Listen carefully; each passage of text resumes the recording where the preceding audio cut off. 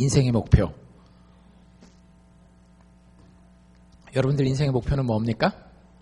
인생의 목표. 있는 분도 계시고 없는 분도 계시고, 제가 이렇게 인생의 목표를 이렇게 여러분들이랑 얘기를 하다 보면 그게 최종 목표는 아닌데요? 이렇게 물어보고 싶은 경우들이 가끔씩 있어요. 예를 들어서 이런 거 흔히 우리가 목표로 잡을 수 있겠죠? 나는 내 평생에 어느 정도 돈을 모으는 게 50만 불 정도 모으는 게 내 인생의 목표다. 아니면 100만 불, 200만 불을 모으는 게 목표다. 아니면 그런 돈의 액수를 얘기하지 않더라도 내 비즈니스를 알칸사 전역에 한번 다 가져보는 게 내 인생의 목표다. 이런 이야기들을 해요. 근데 이제 제가 그런 것들을 듣고 곰곰이 그냥 꼭 제가 이렇게 못돼서가 아니라 이렇게 궁금한 게 있어요.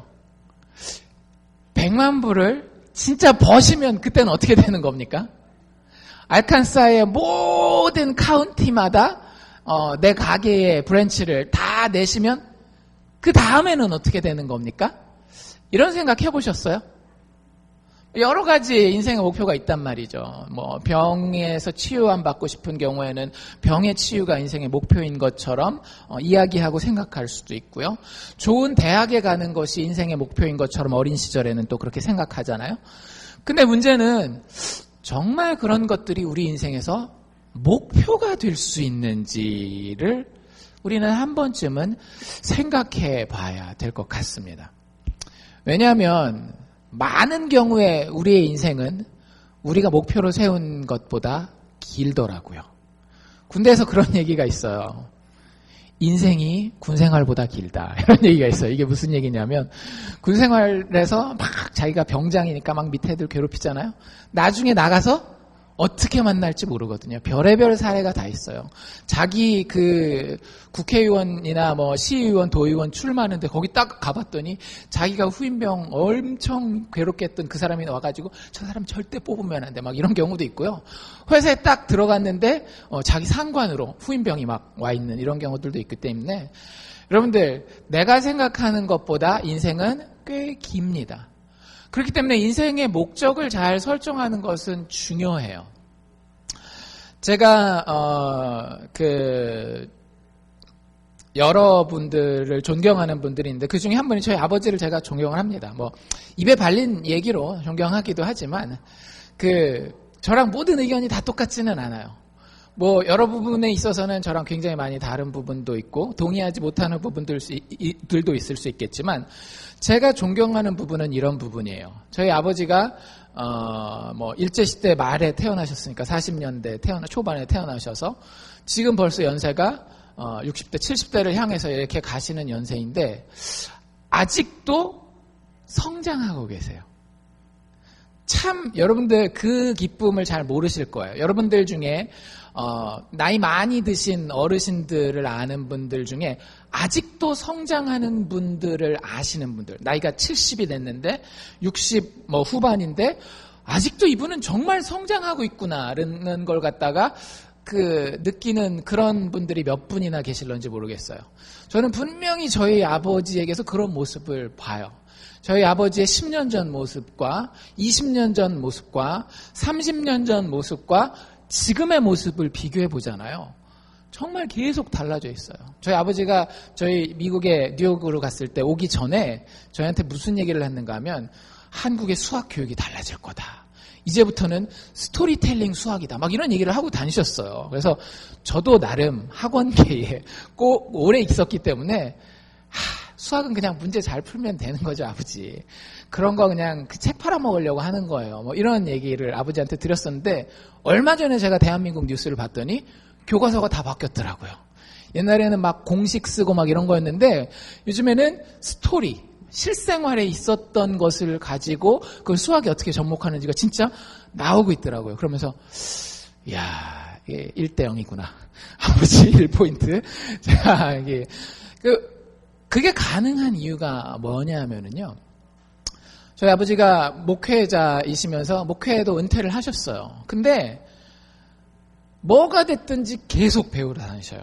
그러니까 미국도 보면 도서관에서 여러 가지 프로그램들 하잖아요. 나이 드신 분들은 이렇게 이렇게 재봉도 같이 하고 이런 것처럼 한국 그런 거 얼마나 잘 돼 있어요. 도서관이라든지 그 구청이라든지 이런 데서 하는 게 있으면 막 쫓아가요. 그럼 가서 춤도 배우시고요. 목사님이 춤도 배우시고 교육하는 게 있으면 또 교육도 배우시고 심리, 상담 이런 것도 배우시고 그래서 국회에서 노인 일자리 해가지고 상담 자격증 있는 사람 와서 상담해 주십시오. 자살하는 사람들 전화해가지고 하는 그런 것도 가가지고 하고 하세요. 그래서 얘기를 이렇게 들어보면 몇 년 전에 들었던 얘기랑 또 다른 얘기가 자꾸 있어요. 그러니까 좋은 면으로 긍정적인 면으로 이런 느낌 있잖아요. 여러분들 사람이 열려있다라는 느낌. 무슨 얘기인지 아시죠? 그래서 누가 얘기를 하면 보통 나이가 많이 먹으면 어떻게 돼요? 자기 고집이 이렇게 막 생겨가지고 안 변하려고 그런단 말이에요. 물론 우리가 맞는 것도 다른 사람 얘기만 듣고 다 버리고 그럴 필요는 없겠지만 누군가 얘기할 때는 그 말에 일리가 있을 것이고 들어볼 만한 것이 있으면 일단은 들어보고 생각해보고 대화가 좀 통해야 되잖아요. 근데 그게 좀 된다라는 게 제가 저희 아버지를 존경하는 이유예요. 그러니까 당연히 아버지로서도 존경해야 되겠지만 한 어른이 나이를 먹어가면서 저렇게 계속 성장할 수 있구나라고 하는 것. 왜 그럴까? 여러 가지 이유가 있을 수 있어요. 저희 아버지가 일단 에너지가 많으세요. 그냥 가만히를 못 있으세요. 이렇게 저 여기 잠깐 오셨을 때 보신 분들도 계시겠지만 키는 굉장히 작으시거든요. 160이 채 안 되실 것 같아요. 제가 그냥 눈대중으로 봤을 때. 근데 에너지가 막 넘쳐요. 저희가 가끔씩 거기 가서 이렇게 있잖아요. 며칠 있으면 이제 저희는 다 나가 떨어집니다. 어디 산책을 가자, 어디 하자, 이렇게 하면 다 나가 떨어지네요. 아버지 에너지가 있기 때문에 아마 그런 성장이 가능할 수도 있지 않겠나라는 생각을 해요. 근데 보면 에너지가 많은데도 그렇지 않은 분들도 있거든요. 에너지가 많기 때문에 오히려 자기 이게 쌓아놓은 아집이 더 많으신 분들도 오히려 있어요. 그래서 여러 가지 이유를 찾아봤는데 그 답을 제가 어디서 발견했는가 하면 카카오톡에서 발견했습니다. 카카오톡 여러분들 많이들 하시잖아요. 카카오톡 프로필에 이렇게 메시지를 하나씩 써놓잖아요. 제가 읽어드릴게요. 저희 아버지 카카오톡에 시작하신 처음부터 지금까지 똑같아요. 계속 이겁니다. 나는 누구인가? 어디서 왔다가 어디로 가는가? 항상 아버지는 이 생각을 하시고요. 아버지는 이거에 대해서 답을 찾으셨어요. 나는 누구인가? 그리스도인, 하나님의 자녀. 어디서 왔는가? 하나님에게서 왔어요. 어디로 가는가? 심판날 하나님이 우리에게 예비하신 그 아름다운 하나님 나라에 가는 걸 알고 계셔요. 그래서 이 아버지에게 남은 유일한 사명은 뭔가 하면 아까 춤도 배우러 가신다고 그러셨고 상담도 배우러 가시고 하면은 대부분 어떤 분들이 오시겠어요? 아버지 또래의 나이 많은 지긋한 어르신 할아버지들은 많지 않아요.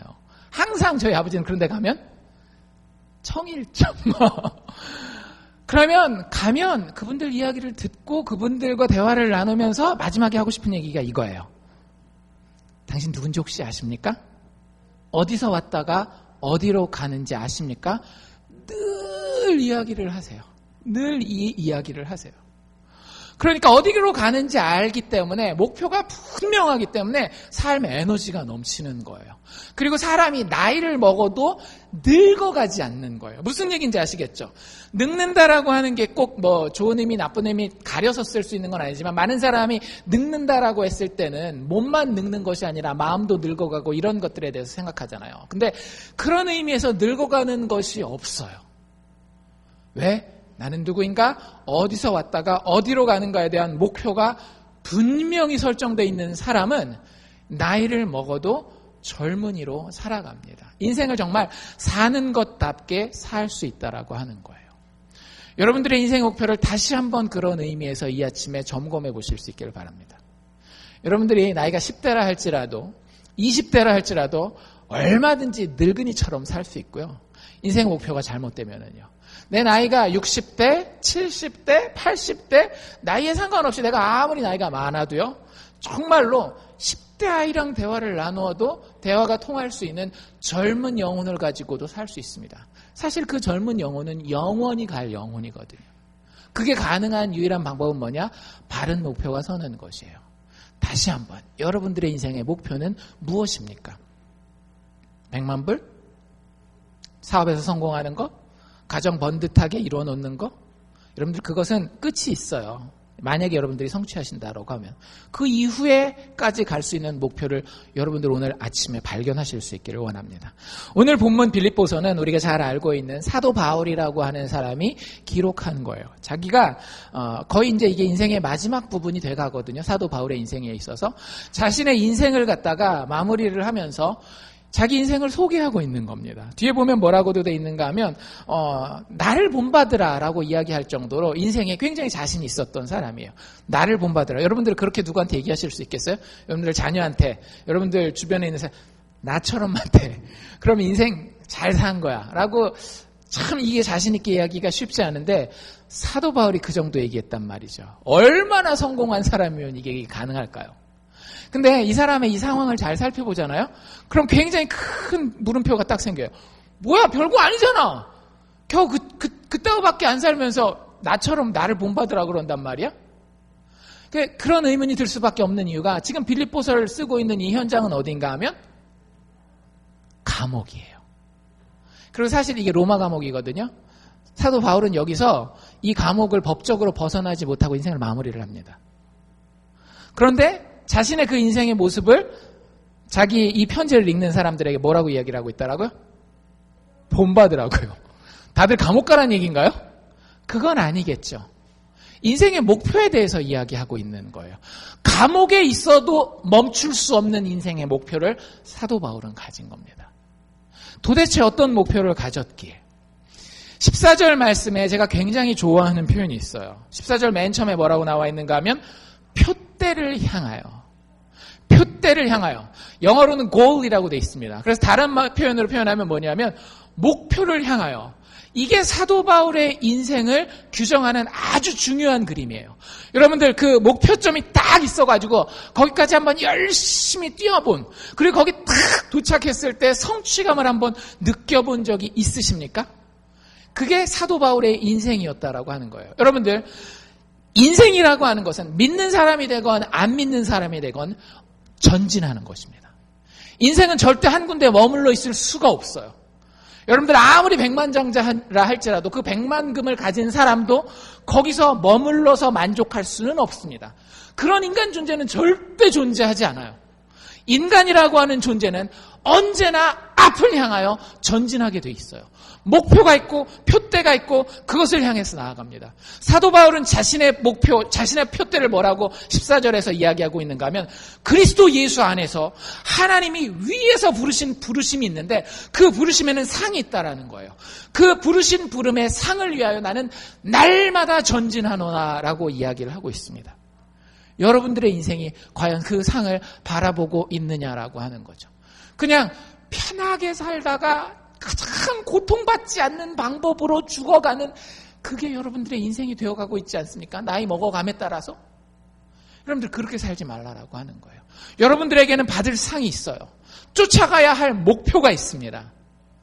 단 여기서 우리가 착각해서 세상이 이야기하는 상이나 세상이 이야기하는 성취랑은 헷갈리시면 안 돼요. 세상이 이야기하는 것은 막 뭐 잘되고 뭔가 커지고 유명해지고 이런 것들을 이야기를 하는데 그게 아니에요. 우리가 가진 목표는 무엇인가 하면, 우리가 받을 하늘에서 임하게 될 상은 무엇인가 하면 그리스도 안에서 하나님이 약속하신 목표입니다. 그것을 우리가 깨닫고 그것을 향해서 나아가는 거예요. 그래서 성숙한 그리스도인이라고 이야기할 때에, 성숙한 그리스도인을 많은 사람들은 신앙적으로 좀 이렇게 안정된 사람, 그래서 좀 고개 뻣뻣하게 들고 자랑할 수 있는 사람을 신앙적으로 성숙한 사람이라고 생각하기 쉬워요. 근데 그렇지 않습니다. 여러분들 신앙적 교만, 다른 말로 얘기하면 여러분들 교만하면 어떻게 되는가 하면, 교만하면 항상 잘못된 만족감이 찾아오거든요. 그래서 신앙이 정체되게 돼요. 내가 헌금 10의 1조 정도 했으면 됐지 뭘. 내가 하나님 앞에 예배, 주일날 예배 안 빠지고 잘 드리면 됐지 뭘. 내가 기도 하루에 이만큼씩 하면 됐지 뭘. 해서 이렇게 변화를 별로 좋아하지 않아요. 그리고 그냥 그 자리에 그대로 머물러 있고, 그게 다른 사람들이랑 비교해 보니까 좀 괜찮아 보이니까 거기 그대로 있으려고 합니다. 나는 이미 목표에 도달한 사람처럼 생각해요. 여러분들 그런 사람들이 영적으로 성숙한 사람들이 아닙니다. 성경에서 보면 사도 바울만큼 영적으로 성숙한 사람이 어디 있겠어요? 그런데 그 사도 바울이 정지해 있습니까? 움직이고 있습니까? 막 움직이고 있어요. 표대를 향해서 뛰어가고 경주하고 있는 사람으로 우리에게 묘사되고 있습니다. 그렇기 때문에 성숙한 그리스도인은 어떤 사람인가 하면 역동성 안에서 하나님이 주신 약속의 목표를 향해서 달려나가는 사람이 정말로 성숙한 그리스도인이에요. 한자리에 머물고 내가 지금 이만큼 하면 잘하고 있어 머물러 있지 않는다라고 하는 거예요. 사도 바울이 실제 뭐라고 얘기해요? 12절 아까 우리가 읽은데 보니까 내가 이미 얻었다 함도 아니요 온전히 이루었다 함도 아니라는 거예요. 이런 마음이 항상 있어야 돼요.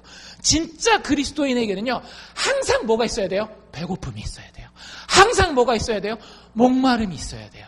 시편 기자가 얘기한 것처럼 사슴이 그 시냇물을 찾아 헐떡이는 것처럼 하나님의 더 선하고 좋은 것을 향한 갈급함과 배고픔이 늘 있고 그것을 향해서 나아가는 것이 있어야 그제서야 성숙한 그리스도인이라고 이야기할 수 있는 겁니다. 여러분들 스스로의 모습에 대해서 이런 모습을 가지고 있는지 한번 살펴보실 수 있기를 원합니다. 릭 워렌이라고 하는 목사님이 이런 얘기를 한 적이 있어요. 여러분들, 당신 자신을 다른 사람이랑 비교하지 마십시오. 왜? 다른 사람이랑 비교하면 여러분들 대부분 어떻게 되기 쉬울까요? 비교할 때 대부분 여러분들 교회에서 비교하면 누구랑 비교하는가 하면요. 나보다 조금 못한 사람, 나보다 기도 조금 못하고, 나보다 헌금생활 조금 쪼달리고, 나보다 봉사 조금 덜하는 사람이랑 항상 비교를 해요. 그리고 나를 항상 어디다 놔요? 그래도 저 사람과 비교해 봤을 때 나는 하나님 앞에 좀 더 칭찬받고 천국에 간다면 내가 한 발이라도 먼저 가야 되겠지 이렇게 생각을 한다는 거예요. 근데 그거 잘못됐다라는 거예요. 당신을 다른 사람과 비교하지 마십시오. 그러면서 뭐라고 얘기를 하는가 하면 당신을 그리스도와 비교하십시오. 예수 그리스도께서 하나님 아버지께 얼마나 헌신하셨는지, 그의 물질이 있다면 물질을, 그의 건강이 있다면 건강을, 그의 에너지와 시간이 있다면 그 모든 것들을 예수께서 하나님 아버지께 어떻게 드렸는지 여러분과 한번 비교해 보시라고 하는 거예요. 성경 다른 곳에서 사도 바울은 이걸 뭐라고 표현하고 있는가 하면 여러분들이 그리스도의 장성한 분량이 충만한 데까지 이르러야 합니다라고 이야기를 하고 있습니다. 그래서 여러분들 다른 것과 비교하지 말고요. 예수의 모습을 자꾸 살피면서 그 예수의 모습에 내가 얼만큼 다가가고 있는지, 예수의 모습이 나의 표대, 나의 목표가 되어야 된다라고 하는 것입니다. 왜냐하면 그분이 바로 당신이 따르고 있는 분이기 때문입니다. 여러분들 주변에 여러분들보다 조금 더 신앙생활 못하는 사람, 그분들이 여러분들이 따르는 분이 아니잖아요. 예수 믿는다라고 고백하는 순간 여러분들 누굴 따르는 사람이에요? 예수의 제자들 아닙니까? 예수를 따르는 사람들 아닙니까? 그러면 다른 것 보고 핑계대거나 괜히 되지도 않은 그 교만함 가지지 말고요. 예수 바라보고 겸손하게 그 목표점을 향해서 나아가는 겁니다. 그게 그리스도인이 추구해야 할 삶의 모습이라고 하는 거예요. 도대체 뭐가 그러면 정말로 그 표대일까요? 그 표대에 어떤 모습이 있길래, 어떤 상이 있길래 그 표대를 향해서 사도 바울은 계속해서 나아가고 있다라고 자기 스스로를 묘사하고 있고 그런 나를 본받으라고 이야기하고 있을까요? 그 정답은 10절에 나와 있습니다. 제가 10절을 다시 한번 읽어드릴게요. 내가 그리스도와 그 부활의 권능과 그 고난의 참여함을 알려 하였다. 그래서 그의 죽으심까지 본받았다라는 이야기를 해요. 여러분들, 많은 사람들이 인생의 목표를 생각할 때 우리는 계속해서 세상에 쉽게 얘기하자면 세뇌를 당했어요. 우리가 생각하는 많은 목표들은 잘 생각해 보세요. 뭔가 하면 굉장히 결과론적인 거예요. 심지어는 신앙생활도 되게 결과론적으로 합니다. 여러분들 어떻게 해요? 예수 믿을 때? 예수 믿으면 그 결과가 뭐여야 된다라고 생각해요? 죽을 때? 천국 가야? 예수 믿는 거 성공했다라고 생각하지 않습니까? 그래서 많은 경우에 천국은 가야 되겠는데 교회는 가기 싫고, 그러면 항상 하시는 멘트들이 뭐예요? 내가 주일날 교회는 안 가지만 마지막 죽음을 앞둔 병원 침대에서는 목사님 오셔서 나랑 같이 기도하고 아멘 예수 믿겠습니다 하고 그렇게 천국 가겠습니다. 그러면 내가 중간에 조금 그랬더라도 성공한 신앙생활을 한 겁니다. 목표 달성입니다. 틀린 얘기는 아니에요. 틀린 얘기는 아닙니다. 근데 여러분들 이게 굉장히 세속적인 가치관에 의해서 물들어져 있는 목표론이에요. 끝에만 잘 되면 된다라고 하는 거죠. 지금 내가 뭘 어떻게 되더라도 끝에만 잘 되면 된다라고 하는 거예요. 한국 사람들은 특별히 어려운 시절을 겪었기 때문에 그런 강박관념이 굉장히 강합니다. 우리 어떤 생각, 미국 왔을 때 어떤 생각 가지고 있었어요? 돈 많이 벌어서 끝에 내가 떵떵거리고 살면 된다. 끝에 내 자식들 잘 되면 된다라고 이 미국 땅에서 살고 있는 경우가 많이 있단 말이에요. 내 자식들을 위해서는 내가 헌신해가지고 이 자식들 잘 되게 하리라는 결과론적인 목표론을 가지고 있어요. 근데 많은 경우에 미국에서의 한국 가정들이 어때요? 정말 행복합니까? 정말 그 자녀와 부모가 마지막에 대학 가고 결혼하고 다시 만났을 때에 정말 이거 못 죽어가지고 꼭 만나야 되는 그런 관계로 여러분들 발전하는 가정들 많이 보셨어요? 아니잖아요. 나는 정말로 최종 목표를 결과론적으로 내가 잘 벌어서 중간에 좀 희생하더라도 자식 좋은 거 먹이고 좋은 것 입히고 좋은 대학 보내고 좋은 job 가지게 하고 좋은 혼처에다가 결혼 보내면 나중에 만났을 때 우리 결과론적으로 참 좋을 거라고 생각해서 그 결과론만 바라보고 우리는 중간 과정을 다 무시하고 애 앞에 아버지가 있어줘야 되는 순간에 애와 함께 어머니가 같이 엉엉 울어줘야 되는 순간에 다 어디가 있어요? 돈 벌러 가 있잖아요. 결과론적인 그런 목표론을 가지는 것은 상당히 위험합니다. 성공할 수도 있어요. 성공할 수도 있지만 많은 경우에 잃어버리는 것이 너무 많아요.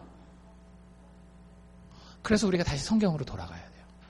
세상은 우리에게 심지어는 신앙생활하는 것도 이 결과론적인 목표를 자꾸 두게 만드는데 그렇지 않아요. 제가 아까 10절 읽어드렸잖아요. 10절에서 사도 바울이 목표로 잡고 있는 것을 동사 하나로 표현하면 뭔지 아세요? 알다예요. 영어 단어로 know입니다. 여러분들 아는 것이 인생의 목표라고 생각해 본 적이 한 번이라도 있으신가요? 내가 뭔가를 알면 내 인생은 목표를 성취했어 라고 한 번이라도 생각해 보셨어요? 많은 경우에 그런 생각을 못해요. 왜? 생각하고 아는 것은 결과론적으로 별 영향을 미치지 않는다라는 그런 고정관념이 우리에게 있기 때문에 그런 겁니다. 근데 그렇지 않아요. 사도 바울은 이 아는 것 때문에 전혀 다른 사람이 됐습니다. 그 누구에게도 자기 인생을 소개할 때 부끄럽지 않은, 자랑할 수 있는, 그리고 나를 본받으라라고 할 수 있을 만한 인생을 살 수 있는 사람이 됐어요. 이 지식 때문에, 이 지혜 때문에, 이 암 때문에. 그리고 이것이 자기의 평생에 자라갈 수 있는 알미라고 생각했습니다. 그걸 인생의 목표로 삼았어요. 여러분들도 이 알을 여러분들의 인생의 목표로 삼으십시오. 이 알은 우리가 세상에서 이야기하는 머리로 아는 단지 정보를 아는 지식과는 좀 달라요. 머리의 기억, 지식만이 아닌 이 아는 것이 내 삶의 현실이 되어지는 거예요. 여러분들 참 신기한 거는요. 사람은 믿는 대로 그 인생을 살아가게 됩니다. 자기가 정말로 이걸 내가 제대로 알고 있다라고 생각하잖아요. 그러면 삶이 그 알에 의해서 만들어지게 돼 있어요. 여러분들이 뭘 알고 있느냐가 굉장히 중요합니다. 근데 우리들의 지식은 다 어디서 와요? 세상에서 오지 않나요? 텔레비전에서, 영화에서, 음악에서, 친구들과의 대화에서, 혹은 나 스스로의 경험에서 그 모든 지식들 알미 오잖아요. 그런데 그렇지 않다라는 거예요. 그 알을 사도 바울이 앞에서 뭐라고 얘기를 하냐면 자기는 배설물처럼, 똥처럼 여기서 다 버렸대요. 자기가 알기 원하는 것 딱 3가지를 여기 이야기하고 있습니다. 첫 번째 뭘 알기를 원했대요? 내가 그리스도를 알려 하였다. 그리스도를 알려 하였다. 여러분들 그리스도의 십자가를 묵상하십시오. 이게 인생의 목표입니다. 내가 예수 믿은 다음에 뭘 어떻게 할까? 거기 집중하지 마세요. 그냥 예수 그 자체에, 예수 그리스도의 십자가에 집중하실 수 있기를 바랍니다. 그 알미 여러분들의 삶 가운데 주는 삶의 능력이라고 하는 것은 정말로 놀라워요. 어떤 목사님, 그 신학자가 이런 얘기를 했어요. 단 칼슨이라고 하는 신약 신학자가 이런 얘기를 했어요. 여러분들 심판이 뭔지 똑똑히 보기를 원하십니까? 십자가를 바라보십시오. 얼마나 그 죄의 대가가 처절한 것인지 알기 원한다면 십자가에 못 박혀 피 흘리고 가시면류관에서 철철 그 피를 흘리는 예수 그리스도의 잔인한 죽음을 바라보십시오. 그게 죄의 대가요, 심판입니다. 십자가를 바라보십시오. 그리고 이런 얘기를 또 해요. 여러분들 그런데 참 사랑에 대해서 알고 싶으십니까? 정말로 참된 사랑, 영원히 변치 않는 그 사랑을 알기를 원하십니까? 뭘 바라보라 그랬겠어요? 십자가를 바라보십시오. 십자가를 바라보십시오.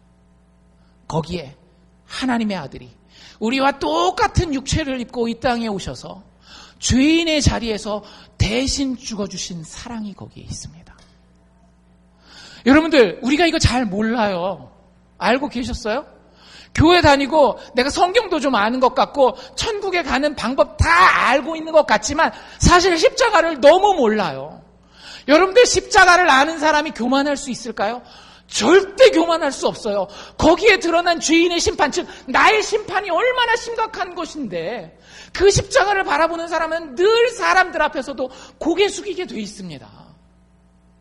그 십자가를 보는 사람은 사랑을 알아요. 소망을 알아요. 그리고 그것을 신뢰할 수 있는 가능성을 자기 삶 가운데 열어둡니다. 왜? 나를 죽기까지 사랑하신 이가 바로 여기 있기 때문에, 나를 세상의 그 우주의 어떤 것보다도 더 귀중하게 여기시는 이가 바로 여기 있기 때문에, 그분이 바로 누구예요? 예수 그리스도를 통해 드러난 하나님. 그분이 나를 그렇게 죽기까지 사랑하시는 거예요. 세상에서 누가 나보고 뭐라 그래도 그게 나를 결정하지 않는다라니까요. 십자가에서 아들 예수를 통해서 하나님 아버지는 우리에게 이렇게 얘기하고 계세요. 내가 너를 이만큼 사랑한다. 이 예수를 아세요? 이 예수가 진짜 알아줘서 그대로 실천하게 되시냐고요. 여러분들, 제가 말씀드렸죠. 믿는 대로 행동한다라고. 저 교회 문 밖에 내가 문을 열면 지금 당장 용이 한 마리 나와가지고 나를 집어삼킬 것이다 라고 생각하고 있으면 저 문 열어요, 못 열어요? 절대 못 엽니다. 그런데 저 문을 열면 꽃향기가 가득하고 따사로운 봄 햇살이 쫙 내릴 것이라고 아는 사람은 저걸 확 열어요. 여러분들, 이걸 믿음이라고도 얘기를 하지만 알미라고 이야기할 수 있어요. 어떤 사람은 그 알미 잘못된 사람이 있다라고요. 어떤 사람은 그 알미 아주 제대로 된 사람이 있더라고요. 사도 바울이 이야기하는 게 그거예요. 아는 것은 그 사람을 움직이게 만듭니다. 여러분들, 세상 가운데에 십자가를 제대로 보고 예수 그리스도를 알게 된 사람은요, 점점 그 인간으로서의 깊이가 깊어져요. 사람들 만났을 때 아무리 나이를 많이 먹어도 굉장히 항상 먹고 사는 이야기 혹은 돈에 대한 이야기 말고는 더 깊이 안 들어가는 사람들 여러분들 보이시죠? 별로 정도 안 가고 존경도 안 돼요. 그런데 어떤 사람들은 나이가 조금 나보다도 연배가 어리고 이런데도 굉장히 그 인생의 깊이가 깊고 대화를 나누면 더 시간이 길게 그 대화를 나눴으면 하는 사람들이 있더라고요. 왜 그럴까요? 아는 것에 대한 차이 때문에 그러는 거예요. 그 사람이 아는 것이 정말로 예수 그리스도에 대한 알미 거기 담겨 있잖아요. 그럼 그 인생의 깊이 자체가 달라진다라고요. 그 사람의 사는 모습이 다르고요. 그 사람에게서 흘러나오는 그 향기가 완전 달라져요.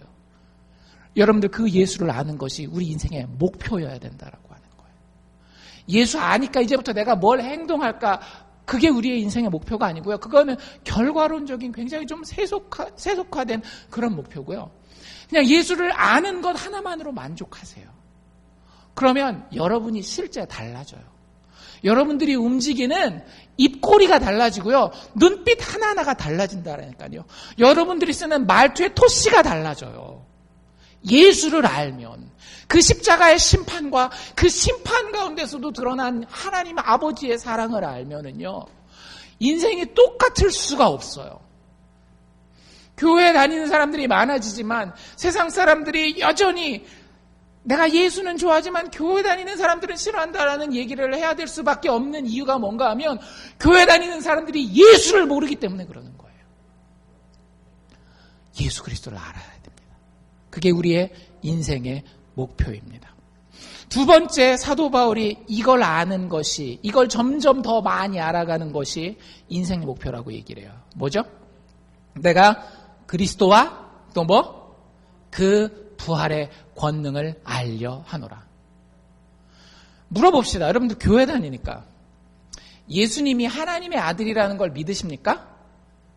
뭐 믿으시겠죠. 교회 다니는데 여기서 노맨하면 굉장히 좀 어색한 상황이 연출됩니다. 예수님이 그러면 여러분들을 위해서 진짜로 몸을 가진 상태에서 죽었다라는 것도 믿으십니까? 아멘. 그 다음에 좀 어려워요. 뭐 그런 사람이 있었다. 죽었다까지는 하는데. 여러분들 그 죽은 예수님이 우리가 똑같이 육체를 가지고 죽은 예수님이 3일 만에 정말 살아나셨다라고 믿습니까? 아니면 그렇다라고 쳐주십니까? 정말 믿으십니까? 여러분들 여기에서 인생의 방향성이 완전히 달라집니다. 어떤 사람은 죽음 앞에 덜덜 떠는 사람이 되고요. 어떤 사람은 죽음까지도 이길 수 있는 사람이 돼요. 인생이 극과 극을 달리게 됩니다.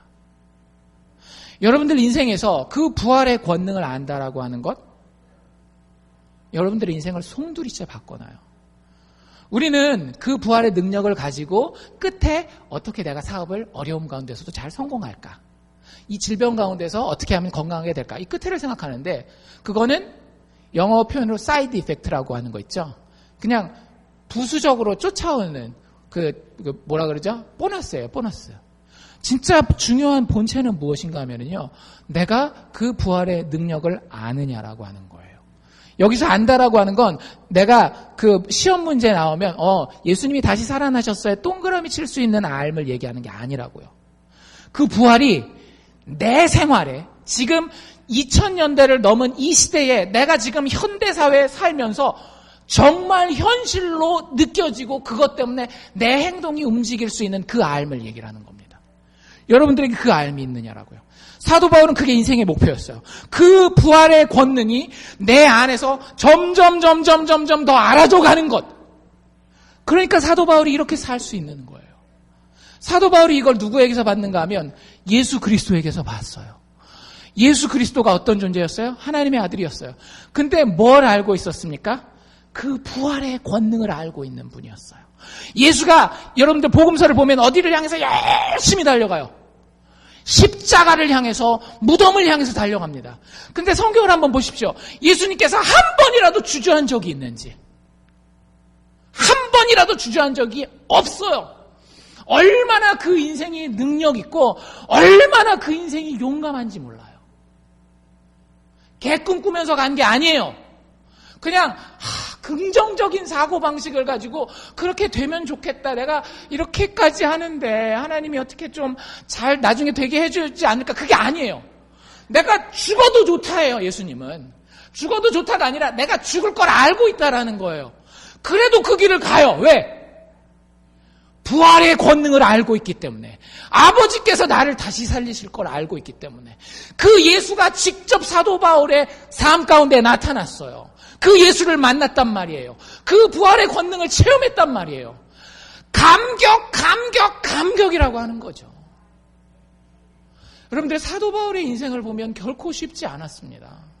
사도 바울 스스로가 고백하는 게 자기가 40에서 하나 감한매를 여러 번 맞았다라는 거예요. 40에서 하나 감한 게 그냥 39라 그러지 왜 자꾸 40에서 하나 감한. 그게 뭐냐 하면 그 당시에 유대 법에 때리는 법이 있어요. 근데 그 당시에 의학 지식으로 봤을 때 40대를 때리면 사람이 죽을 수 있다라는 생각을 하는 거예요. 그래서 이방인들은 아무렇게나 때리다 할지라도 유대인들을 재판해서 심판할 때는 제일 많이 때리는 게 40대에서 죽기 바로 직전에 하나 감한매가 40에서 하나 감한매 39대를 때리는 겁니다. 그 매를 여러 번 맞았어요.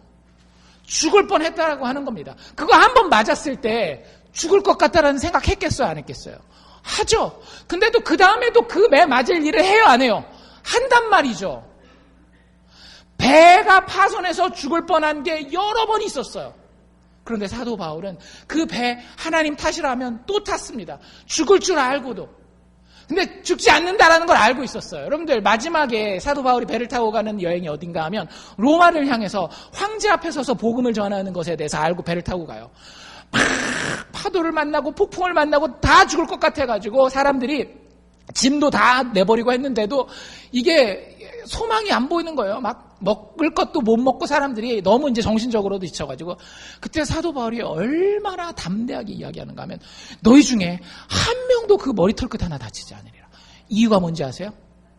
하나님께서 아직 하실 일이 남아있기 때문에 나를 통하여 복음을 황제에게도 전해야 할 일이 남아있기 때문에 이 배에 탄 사람 아무도 죽지 않을 거라고 얘기를 하는 거예요. 여러분들 이게 복음의 능력입니다. 돈이 좀 부족해요. 몸이 좀 아파요. 자식이 조금 이런 문제로 흔들려요. 이거 큰일 났어. 어떻게 하면 좋아? 이해합니다. 충분히 이해합니다. 저도 여러분들과 다르지 않아요. 똑같이 자식의 문제가 생겼을 때에, 경제적인 문제가 생겼을 때에, 건강의 문제가 생겼을 때에 저에게도 그런 두려움이 있어요. 이게 목사의 솔직함입니다. 그런데 여러분들, 제 인생의 목표가 이 부활에 그분의 다시 살아나신 그 권능을 조금씩 더 알아가잖아요.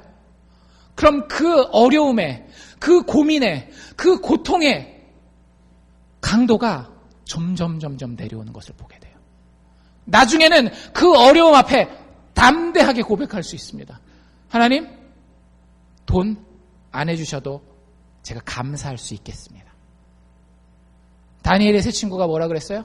불구덩이에 들어가면서도 하나님의 능력이면 머리털 하나 상하지 않게 하실 것을 알지만 그리 아니하실지라도 나와 내 친구들은 오직 여호와 하나님만을 섬기리라. 부활의 권능을 아는 자의 삶이 이거예요. 여러분들 그것 통해서 하나님 영광 받지 않으시겠어요? 우리가 될만하니까 하나님 찬양하고 될만하니까 기뻐하면 우리가 그렇게 사는 것 가지고 하나님 영광 받으시겠냐라고요. 그건 우리의 힘으로 하는 거지 하나님의 힘으로 하는 게 아닌데 뭐 하나님께 영광 돌릴 필요가 뭐가 있어요? 될만하지 않을 때에 부활의 권능이 우리의 생활 가운데에 우리의 삶 가운데 살아 숨쉬는 겁니다. 그럼 하나님 영광 받으신다라고 하는 거예요. 내 안에도 똑같이 예수 그리스도 안에서 역사하셨던 부활의 능력이 역사하고 있음을 체험하게 되는 것. 이것을 소망하고 이 기회가 더 깊어지기를 바라는 것이 우리 인생의 목표입니다. 이걸 알아가십시오. 마지막 세 번째 사도 바울은 이것을 알려 하는 것이 자기 인생의 목표라고 얘기를 하는데요. 내가 그리스도도 알려 하고 그 부활의 권능도 알려 하고 마지막에 뭐라 그랬어요? 그 고난에 참여함을 알려 하였다. 그리스도의 고난에 참여하는 것을 아는 것이 인생의 목표라고 하는 것입니다. 여러분들 이거 굉장히 중요합니다. 앞에 두 가지보다도 더 우리에게 현실적으로 도움이 되고 중요한 게 바로 이 부분이에요. 사도 바울이 자신의 인생의 목표를 뭐로 삼았다라고요? 고난을 피해가는 것으로 삼아가지 않아요. 여러분들 우리는 어떻게 기도합니까? 하나님, 이 건강의 고난을 피하게 해주십시오. 하나님, 이 인간관계의 고난을 피해갈 수 있도록 도와주십시오. 하나님, 이 물질적인 어려움을 피해갈 수 있도록 도와주십시오라고 얘기를 했어요. 그런데 사도 바울의 인생은 목표 자체가 달라요. 뭐라 그랬어요?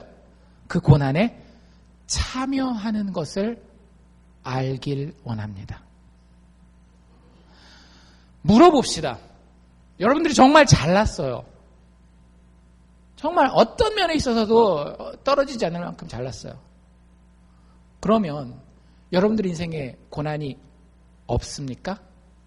장담하실 수 있겠어요? 나는 건강하고 물질적으로도 풍족하고 자식들, 가족들 다 평안하기 때문에 앞으로 내가 뭐 10년을 살지 뭐 100년을 살지 모르겠지만 내 인생에 나는 고난 절대 안 당할 자신이 있습니다. 그 정도는 내가 다 커버해서 쳐낼 수 있습니다. 이런 자신이 있는 분이 계시냐고요? 전 그런 자신은 없어요. 제 스스로 교만하지만 똑똑하다. 웬만한 문제가 있으면 문제 해결 능력도 탁월하다 생각하지만 고난을 내가 다 피해갈 수 있고 당하지 않을 것이다 라는 생각은 평생에 저 추호도 안 해봤습니다. 예수 믿기 전에도 예수 믿은 이후에도. 그래서 이게 중요한 거예요. 여러분들 인생의 목표 중에 하나는 뭐냐면 고난이 있는데 그 고난의 의미를 어떻게 해석해내고 얼마나 큰 능력으로 그 고난을 뛰어넘느냐라고 하는 겁니다. 그게 인생의 목표여야 돼요. 우리는 자꾸 인생의 목표를 어디다 잡는가 하면 고난이 다가오면 그 고난 케이스 하나 그걸 뛰어넘는 그걸 인생의 목표로 삼아요. 근데 여러분들 인생이 더 길다니까요. 여러분들의 고난이 끝난다라고 인생이 끝나지 않는다라니까요. 인생은 그거보다 더 길어요. 그래서 여러분들에게 필요한 건 뭐냐면 내가 어떤 고난이 다가오더라도 그 고난을 능히 이길 수 있는 존재가 되는 거예요. being과 doing의 차이를 아시죠? 내가 지금 나에게 다가오는 거를 갖다가 탁탁탁 싸워가지고 탁 뛰어넘는 이 doing이 우리 인생의 목표가 아니라 어떤 상황이 나에게 다가오더라도 나는 항상 그것을 이길 수 있는 존재가 되어 있는 것, 이게 인생의 목표라고 하는 거예요. 자꾸 뭐 하는 것에 집중하지 마시고요. 내가 하나님 앞에서 제대로 된 인간이 되는 데에 집중하시라고요. 그 고난에 참여하는 것을 아는 것. 여러분들 우리 인생에 고난이 있습니다. 예수 믿는다라고 그 고난을 피해가지 않아요. 확실한 사실입니다. 우리가 그 고난 가운데에 우리 스스로를 정말 티끌같이 작은 존재로, 겨자씨만 또 못한 존재로 여길 때가 있어요. 나 스스로를. 그저 티끌이 땅속에 처박혀가지고 어두움 가운데 묻혀 지내서 이제는 내가 땅속에서 시체가 되나 보다. 이런 고난, 어려운 인생 가운데 처해 있을 수 있다라고요. 여러분들, 하나님이 그런 인생에게 던지는 메시지가 이겁니다. 너희들 힘들지? 힘들지만 나를 신뢰해라. 하나님 아버지가 우리에게 자신을 신뢰하라는 거예요. 그리고 그 모범을 누가 보여주셨어요? 예수 그리스도께서 보여주시잖아요. 예수 그리스도께서 아프셨어요. 굉장히 배고프셨고 굉장히 목마르셨습니다. 그리고 죽기까지 피를 철철 흘려야 했어요. 그런데 그 고난을 피할 수 있는 기회가 있었거든요. 바로 그 전날 밤이었어요. 겟세마네 동산에서 하나님 아버지 앞에 간절히 아버지를 독대하고 기도를 합니다. 하나님, 피할 수 있으면 이 고난의 잔을 피하기를 원합니다. 그런데 그 마지막 결론이 뭐였죠? 그런데 내 뜻대로 마시고 아버지의 뜻대로 하옵소서. 이게 왜 그런 걸까요? 내가 이거 싹 피해가면 아버지가 또 잡아다가 어차피 놓고 나중에 이중으로 혼나야 되니까 그거 싫어가지고 그런 걸까요? 아니에요. 여러분들 복음서에 나와 있는 예수 그리스도와 하나님 아버지의 관계를 잘 한번 살펴보십시오. 얼마나 깊은 신뢰와 사랑의 관계가 있는지 몰라요. 아버지가 나를 위해서 절대 추호라도 나쁜 짓 하지 않을 거라고 하는 걸 알고 있는 게 예수 그리스도의 마음이에요. 인간 세상은 그렇지 않잖아요. 육신의 아버지도 자녀에게 몹쓸 짓 하는 것들 우리가 얼마나 뉴스를 통해서 많이 봅니까? 뉴스에 안 드러난다고 그것만이 아버지들이 자녀들에게 하는 나쁜 짓입니까?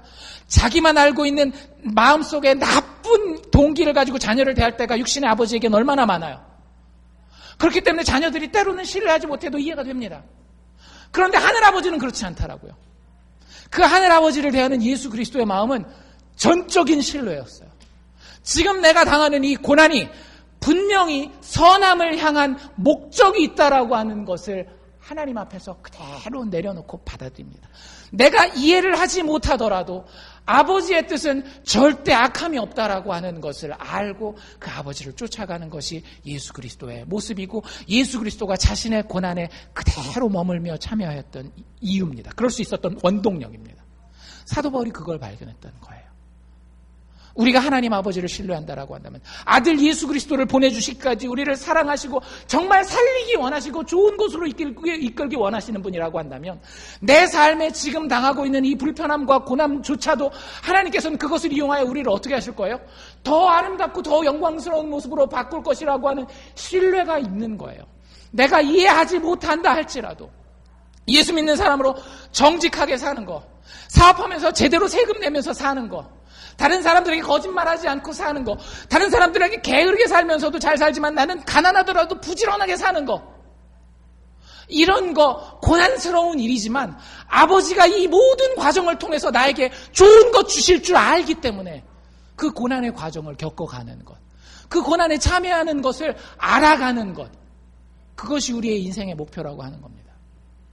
여러분들에게 절대 쉬운 길이라고 이야기하지는 않습니다. 어려운 길이에요. 굉장히 마음 가운데에 갈등과 거부감이 있을 수 있어요.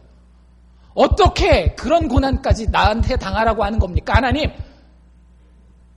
네, 여러분들 다시 한번 그 분노를 잠시만 잠재우고 참을 인자 3번만 새기시고 나에게 하나님이 아버지이신지 아닌지만 먼저 따져보십시오. 여러분들 판단에 하나님이 나의 아버지라는 판단이 선다라고 한다면 그 감정 다 내려놓고 하나님 아버지께서 겪게 하시는 그 고난의 참여함의 비밀을 깨달으실 수 있기를 바랍니다. 토니 에반스라고 하는 유명한 목사님이 이런 얘기를 했어요. 때로 당신은 어두운 곳에 있을 때에 고난 가운데 있는 걸 얘기를 하겠죠. 당신은 땅 속에, 흙 속에 파묻혀 있다라고 생각합니다. 마치 시체가 땅 속에 묻혀 있는 것처럼 더 이상 소망이 없다라고 생각하겠죠. 그런데 그분이 이렇게 얘기를 해요. 하지만 여러분들 그리스도 안에서 사실 당신은 씨 뿌려진 것입니다. 이해가 되세요? 여러분들의 고난이 여러분들을 시체로 만들기 위해서 땅 속에다 파묻은 게 아니에요. 여러분들로 하여금 땅 속에 들어가서 자양분을 쫙 빨아들이고는 마침내는 멋진 나무가 되어서 꽃을 피우고 열매 맺게 하는. 그래서 예수님이 그 천국에 대한 비유를 둘 때 어떤 비유가 있어요? 겨자씨의 비유가 있지 않습니까? 겨자씨만큼 자격 없고 작고 보잘것없는 내가 그 흙 속에 묻혀서 나는 시체가 돼서 죽는 줄 알았는데 사실은 내가 흙 속에 파묻힌 게 아니라 하나님 아버지께서 목적과 관심을 가지고 그곳에 심으셨다라고 하는 거죠. 그게 우리가 인생에서의 어려움과 고난을 바라보는 시각입니다. 그것을 알아가면 알아갈수록 어떤 어려움에도 우리가 든든히 이길 수 있는 존재가 되어져 가는 거예요. 지금 단 한 건 요것만 어떻게 해서든지 해결을 하기를 바라는 그런 존재가 아니라 어떤 것이 다가와도 그게 나에게 영향을 미칠 수 없는 정말로 성경이 이야기하는 넉넉히 이기는 자가 되는 비결이라고 하는 거죠. 여러분들 힘들고 답답하더라도 씨 뿌린 자를 기억하고 신뢰하실 수 있기를 바랍니다. 그분은 여러분들 씨를 뿌리신 겁니다. 나에 당한 어려움은 목적이 있다라고 하는 거예요. 그 하나님을 신뢰할 수만 있다면 하나님의 때에 우리는 썩어가는 옛 것들을 다 벗어버리고 큰 나무로 자라서 마침내는 모든 공중의 새가 우리에게 와서 깃들 수 있는 아름다운 인생의 모습을 살 수 있게 된다라고 하는 것이 성경의 약속입니다. 여러분들 죽기 위해서 인생을 사십니까? 아니면 살기 위해서 인생을 사십니까? 그리스도인은 살기 위해서 인생을 사는 자들입니다. 11절에 사도 바울이 자기를 뭐라고 얘기를 했는가 하면 어떻게 해서든지 자기는 죽은 자 가운데서 부활에 이르러야 되겠다. 살아야 되겠다. 단지 육신의 병을 이기고 조금 오래 사는 걸 이야기하는 것이 아니라 영원을 누리고 즐기면서 하나님 아버지와 영광스럽게 사는 그 산자의 자리에 부활하는 그 영광에 참여하기를 원한다라고 하는 것이 사도 바울의 인생의 모습이었습니다. 많은 사람들은 자기 은행 잔고에 많은 돈을 집어넣고 자기의 육신의 건강을 위해서 많은 좋은 것들을 먹으면서 죽기 위해 인생을 살고 있습니다. 여러분들 그렇게 인생 살지 맙시다. 살기 위해서 삽시다. 우리의 인생의 목표는 그리스도의 부활의 능력으로 그 능력을 점점 더 알아감으로 영원히 살기 위해서 사는 것입니다. 영원히 사는 것처럼 오늘 하루를 사는 거예요. 아니 처럼이 아니라 영원히 사는 자가 되었기에 영원히 사는 자로서 오늘 하루 돈을 쓰고 오늘 하루 가족들을 만나고 오늘 하루 밥을 먹고 운동을 하고 모든 관계를 맺어가면서 살아가는 자, 그 자가 하나님이 이야기하는 참된 그리스도인입니다. 표대를 향하여 전진합시다. 그 표대는 우리가 참된 그리스도인 되는 것입니다. 우리의 목표는 그리스도를 아는 데 있습니다. 우리의 목표는 그분의 부활의 권능을 아는 데 있습니다. 우리의 목표는 그분의 고난에 참여하는 것을 아는 데 있습니다.